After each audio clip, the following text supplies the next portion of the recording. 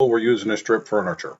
And this is my son Arthur. He did a tremendous amount of research into this, and we found a product that we wanted to take a chance on. And we've been using it for about 4 weeks. And here you can see it right here. This is just a beam of light, and it's hitting the varnish, and it's creating a flame right there at the bottom, and it's basically evaporating the varnish off of the piece and leaving just the wood behind. And you can see there's some smoke.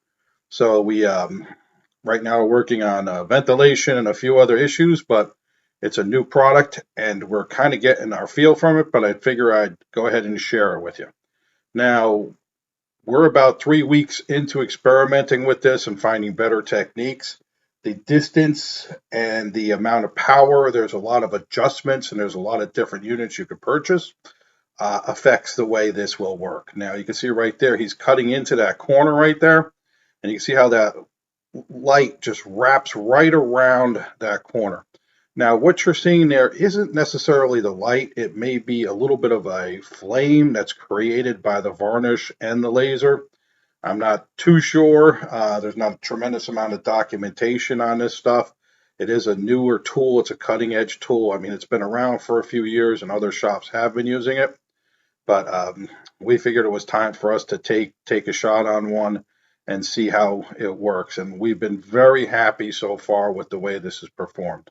Now, these are expensive. You know, they're averaging about $15,000 to $20,000 per unit. They don't use a tremendous amount of power. I think this one uses 800 watts. The average hair dryer is usually 800 to 1200 watts, but it is a little bit of a complicated electrical situation. So we'll get into that later. Now, this is real time right here. So this is not sped up, not slowed down. This is just the pace that he's moving this across. He equates this a lot to stripping, spraying furniture. You kind of got to have real feel for what's happening and pay attention. You have to keep moving. If you stop, you will burn a line in the piece. If you're too close, you will burn a line. You can burn the piece or you can burn out the lenses. Now, we use about a lens a day. They're costing somewhere around $15 to $20. This is a Chinese product. Now, here you can see we're just blowing off all that dust, and that's what's left. That quick, that good a result.